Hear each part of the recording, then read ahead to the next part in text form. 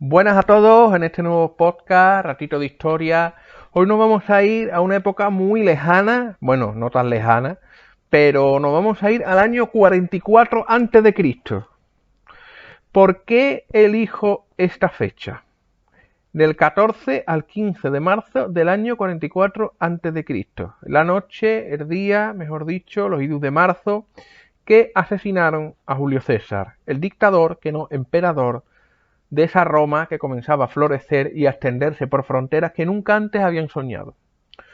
¿Cómo sucede todo? ¿Cómo sucedió este asesinato de Julio César? Bueno, pues la noche anterior Calpurnia, su esposa, y él mismo, por crónicas, por escritos, por testimonios que tenemos, habían soñado bueno, su esposa había soñado que él estaba cubierto de sangre. El propio César había soñado que se elevaba sobre las nubes, que se agarraba de la mano de Júpiter y veía Roma bajo sus pies. Es curioso porque Julio César no se consideraba supersticioso, pero se inquietó ante esa casualidad extraña. Por si acaso, Julio César ordenó sacrificar varios animales para leer el futuro en sus entrañas. Calpurnia no se equivocaba, y el que le hizo la lectura de las tripas de los animales, de las entrañas, tampoco. Los augurios eran desfavorables. También soñó una serie de cosas, según dicen, como que las fuentes de Roma escupían sangre, las fuentes de agua escupían sangre, que se escuchaban aullidos por Roma, en fin, como de lamentos desgarradores, ¿vale? Y esto era muy desfavorable. Pero tenemos que irnos al meollo de la cuestión. ¿Por qué mataron a Julio César? ¿Qué tenía César que temer y qué temían de Julio César? Bueno, pues vamos al meollo, vamos al lío. Fijaros las conquistas que Julio César había hecho, lo que se había extendido al territorio de Roma y la fama que Julio César había alcanzado. Para empezar, era muy popular entre los habitantes de Roma, a los cuales, por cierto, su testamento legó los parques, legó dinero, legó trigo, legó maíz, legó todo para los ciudadanos de Roma. Él casi no le dejó a su familia, le dejó, pero donó al pueblo de Roma, al que él quería, y ellos lo querían a él, una gran cantidad de bienes, ¿vale? ¿Qué logros había tenido? Bueno, pues había derrotado a Pompeyo en una guerra civil de 4 años, había conseguido dominar Egipto, aliarse con Cleopatra, su compañera, su amante, en fin, eso ya entra dentro de otro episodio. Y sobre todo había expandido la frontera de la República Romana hasta territorios que hoy pertenecen a las zonas de Alemania, Bélgica, Suiza, Francia y España. Todo ello aprobando leyes que favorecían a los más pobres, y había escrito obras sobre sus viajes y filosofía. Era sin duda un prototipo de hombre muy completo. Los senadores, por supuesto, muchos de ellos mediocres, imbéciles, cretinos y sin ningún viso de progresar que no sea reclinarse y comer carne mientras la adulan, pues dijeron algunos de ellos, bueno, este tipo es un tipo arrogante y peligroso, algunos estratos de la alta sociedad romana. ¿Quiénes sentían poca simpatía con él? Bueno, pues para empezar, los líderes del Senado, algunos de ellos, algunos miembros del Senado, y un grupo de líderes políticos, entre los que estaban los antiguos aliados de Pompeyo, que veían a César como una amenaza para la República, decidieron quitarlo de en medio. ¿Cuál era el motivo? Que su estilo de gobierno era cada vez más autocrático y que Julio César tomaba decisiones a menudo sin consultar con el Senado. Controlaba la tesorería, compraba la lealtad del ejército, prometiendo tierras de propiedad pública a los soldados y otro tipo de medidas. Como por ejemplo estampar su imagen en moneda, se reservó el derecho a aceptar o rechazar magistrados electos, y lo más grave de todo, que se rumoreaba, que no era así, se rumoreaba que estaba planeando autoproclamarse rey. En una Roma decididamente antimonárquica, que llevaba casi 500 años orgullosa de ser una república, ser acusado de desear un trono era un insulto muy, muy, muy, muy serio. Aunque Julio César había tenido gestos significativos, como rechazar una corona dorada que le habían ofrecido simbólicamente durante una festividad, lo cierto es que, bueno, su comportamiento preocupaba con razón a los que pensaban que planeaba restaurar y rehacer la monarquía. Entre otras cosas, pues bueno, colocó a sus amigos en posiciones de poder, levantó estatuas suyas en los templos, reaccionó con furia cuando una diadema que estaba sobre una de estas estatuas apareció, y también se ponía las botas rojas y vestimenta típica de los reyes latinos. Incluso su costumbre de mostrar clemencia por sus enemigos era preocupante para sus adversarios, ya que para mostrar clemencia uno tenía que estar en una posición de poder sobre otro, como un rey sobre un súbdito. ¿Vale? Bueno, pues en este contexto surge Marco Junio Bruto, que conocía por experiencia la sensación agridulce que se sentía cuando esto pasaba. Él, que había luchado junto a Pompeyo en la guerra civil, había recibido el perdón de César en vez de ser ejecutado por levantarse contra él. Y no solo eso, César incluso lo nombró pretor o magistrado a cargo de la administración de la justicia. A los senadores les molestaba la benevolencia de César, porque les parecía humillante e impredecible, incluso contraria a la ley. Para César, perdonar a sus enemigos era una manera de asegurarse alianza valiosa y mejorar su imagen personal.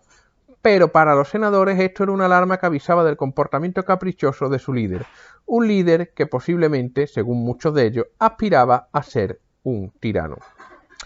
Cuando César se convirtió en dictador, el poder militar y civil de Roma cayó en sus manos, y con él el destino de cada habitante de la república. En esta situación, los optimates, la facción aristocrática de Roma, que habían sido perdonados por César tras la guerra, se vieron entonces atados a sus deseos, y fueron ellos quienes quisieron poner fin a su poder.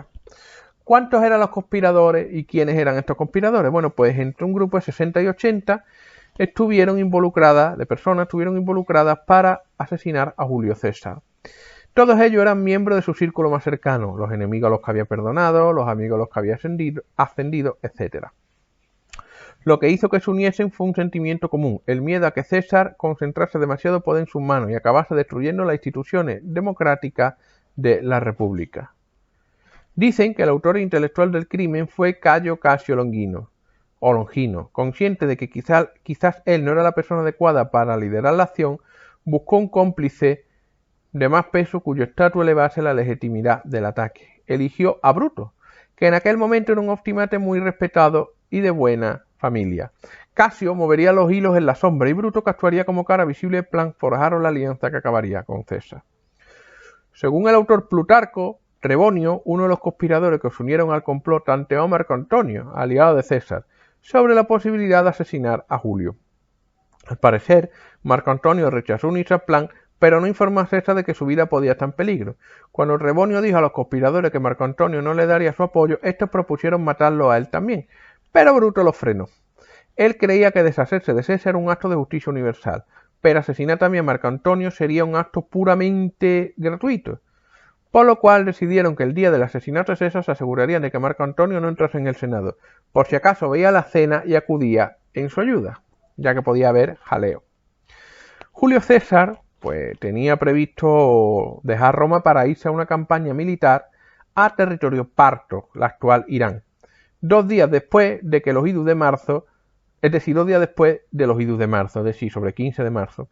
Antes de marchar convocó al Senado para reunirse. Según Suetonio, otro autor, corría el rumor de que César planeaba proponer en esta sesión que fuese proclamado rey de todas las provincias romanas fuera de la península itálica. Los conspiradores no querían aprobar esta propuesta y temían que, una vez que César marchase a Roma con sus legiones, fuesen incapaces de influir en sus decisiones. Lo cierto es que los rumores de que había una conspiración contra César llegaron a sus oídos, pero él decidió ignorarlos. Estaba convencido de que el miedo a causar otra guerra civil frenaría a sus adversarios. Tanto confiaba en sus senadores que hasta se deshizo de su cuerpo de guardaespaldas ese día. Bueno, y durante días anteriores también. Fue un grave error, son guardaespaldas altos germánicos que sin duda lo hubieran salvado. Aunque sin protección, hacer caso a César no era fácil, ya que siempre iba rodeado de amigos y seguidores pidiéndole favores o simplemente adulándolo y comentando, noticias o cosas, o como cuando uno va con su grupo de amigos. Tras barajar varias opciones, los conspiradores decidieron que el ataque se produciría durante una sesión del Senado, ya que aquí el séquito de César sería más reducido que en las calles y además estaría desarmado. Pues, según Suetonio, el hombre había leído las entrañas de los animales sacrificados, que Julio César le pidió que lo hiciera, que el peligro que se enfrentaba a César no llegaría más tarde de los idus de marzo. Además de no tener buenos presentimientos aquel día, para colmo Julio César no se encontraba bien físicamente. Al parecer, sus médicos intentaron evitar que fuese al Senado debido a vértigos que sufría. A medida que pasaban las horas, Julio César se sentía más cansado y con náuseas. Según Suetonio, el dictador decidió quedarse en casa y enviar a Marco Antonio al Senado para que disolviese la sesión. Para aquel entonces, Junio Bruto Albino, uno de los principales conspiradores, se presentó en casa de César y lo convenció de que fuese al Senado, asegurándole que quedaría en ridículo si cancelaba la sesión por un sueño de su esposa. Bruto le dijo que, si no se encontraba bien, lo que debía hacer para no ofender a los senadores era excusarse en persona y posponer la sesión. Julio César lo convenció de ello y a las 11 de la mañana se dirigió al Teatro Pompeyo, donde estaba prevista la reunión. Por el camino, pues como siempre, una muchedumbre rodeó a Julio César y a su séquito, formado por sus lictores, una especie de la corte oficial, y varios esclavos. Como siempre que caminaba por las calles de Roma, pues la gente lo saludaba, lo bromaba, lo solicitaba, y en medio del bullicio, una mano amiga, probablemente la de Artemidoro de Damasco, un profesor de griego cercano a Bruto, le dio una notita en el que le advertía de la tragedia inminente. Distraído y quizás poco lúcido debido a su agotamiento, Julio César miró la nota por encima, según dicen, sin prestar demasiada atención a sus palabras, y la guardó en su túnica. Según el historiador Nicolás de Damasco, el papel se encontró más tarde cerca de su cadáver. Pues en esta llegan Casio y Bruto al Teatro de Pompeyo, donde se reúne el Senado, y como estaba prohibido entrar allí con armas, Bruto escondió su puñal entre las ropas. Otros conspiradores ocultaron sus puñales en las cajas de documentos que tenían a mano. Julio César entró a la sala y los senadores se pusieron en pie. La cámara no era mucho más grande que una pista de tenis, y al menos 200 hombres estaban allí reunidos. El espacio era reducido, no había mucho margen de maniobra. No todos los conspiradores, por supuesto, eran miembros del Senado, y no está claro cuántos senadores querían ver realmente a César muerto. Frente a sus asientos estaba la plataforma sobre la cual César presidiría la sesión. Con prisa pero disimulando, los conspiradores se comenzaron a colocar a su alrededor. En cuanto César tomó asiento y con los senadores todavía en pie en señal de respeto, según Plutarco, el autor romano, los asesinos lo rodearon y Tulio Cimber le hizo una petición en favor de su hermano exiliado. Los demás se unieron a la petición agarrando a César de la mano y besándole el pecho y la cabeza. En un primer momento César se los quitó encima, pero ante su insistencia intentó levantarse por la fuerza. Entonces, cuando Tulio, que probablemente estaba arrodillado frente a él, tiró de su túnica en un gesto de súplica. Este movimiento impidió que César se pusiera de pie y dejó su cuello al descubierto. Según Suetonio, Julio César, molesto, exclamó: ¿qué clase de violencia es esta? Apiano cuenta que en ese momento Tulio gritó: ¿qué estáis esperando? El primer golpe cayó en cuestión de segundos. Todas las versiones de la historia terminan igual, con César muerto y un futuro incierto para Roma. Pero se cuentan los hechos de manera diferente. Por ejemplo, Plutarco dice que César se defendió de la agresión como un animal salvaje, enfrentándose a la lluvia de puños y armas que apuntaban a su cara de todos los ángulos, ya que todos los que lo rodeaban querían participar en la matanza. La crónica de Apiano es parecida, cuenta que tras ser apuñalado varias veces César se defendió con ira y entre gritos. Sin embargo, la versión de Suetonio, César dejó de pelear tras los dos primeros golpes, se cubrió la cabeza y las piernas con su túnica y murió sin pronunciar ninguna palabra. La versión de Dion Casio, otro autor romano, es muy parecido, que el ataque cogió a César totalmente desprevenido y fue incapaz de defenderse. Nicolás de Damasco, el historiador, escribió que cubierto de heridas César cayó a los pies de la estatua de Pompeyo. Coincide con Plutarco en que todos parecían querer participar en el asesinato, y no hubo ni uno que no hiriese el cuerpo de César mientras yacía en el suelo. Para el año 2003, por cierto, un grupo forense reconstruyó el crimen, y su conclusión fue que el número de atacantes que realmente llegó a apuñalar a César fue entre 5 y 10. La operación era muy compleja para tanta gente. De hecho, algunos de ellos, como Bruto, resultaron heridos por accidente. Y según Nicolás de Damasco, el historiador, César recibió más de 30 puñaladas. Apiano, Plutarco y Suetonio cuentan 23. Y Suetonio además describe cómo Antistius, un médico, examinó el cuerpo y determinó la herida fatal. Una puñalada de César en el pecho.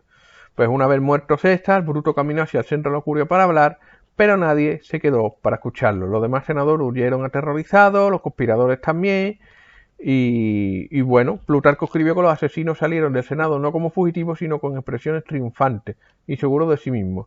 Corrieron a anunciar que Roma se había liberado de su tirano. Y el cuerpo de Julio César, su figura era tan popular en Roma que hubo disturbios durante su incineración. Algunos de sus asesinos huyeron de Roma y los demás conspiradores decidieron celebrar la muerte de Julio César, ¿de acuerdo? Pero a la larga tuvo un efecto contrario a los conspiradores. Sus puñales no solo los hirieron a ellos, sino también a la República Romana, ya que este magnicidio allanó el camino hacia el imperio. Gran parte de la población se rebeló contra los asesinos y poco después estalló la siguiente guerra civil. 17 años después del asesinato de Julio César, su hijo adoptivo y heredero Octavio se convirtió en el primer emperador de Roma, persiguiendo y castigando duramente a los asesinos de su padre adoptivo. Por su parte, la figura de Julio César ganó más popularidad si cabe tras su muerte. Marco Antonio organizó un gran funeral para él y durante unos juegos celebrados en su honor un cometa cruzó el cielo. Muchos vieron en esto una señal inequívoca de que el líder romano por excelencia era ahora una divinidad. 2 años después formaba parte oficialmente del panteón romano. Así sería como acabó la conspiración que buscaba conseguir la libertad de la república y evitar que Julio César se convirtiese en rey. Lo que no sabían es que esto allanó el camino para el imperio y convirtió a Julio César en una divinidad, en un dios y en una persona totalmente inmortal para el imaginario colectivo romano. Hasta aquí esta pequeña historia sobre muerte, traición, poder y sobre todo malas decisiones, malas cabezas y malos consejos que muchas veces por creencia o por poder personal o por lo que fuera nos vemos siempre, mucha gente se ve abocada a tomar decisiones irreversibles que tienen unas consecuencias funestas. Nos vemos en la próxima entrega. Viajen, cuiden, culturícense, vayan a Roma, que ya lo he dicho en más de una ocasión, ¿vale? Que aquello es maravilloso y magnífico, y empápense de lo que fue la República, el Imperio y una de las culturas más imponentes de toda la humanidad. Cuídense y hasta la próxima entrega. Hasta luego.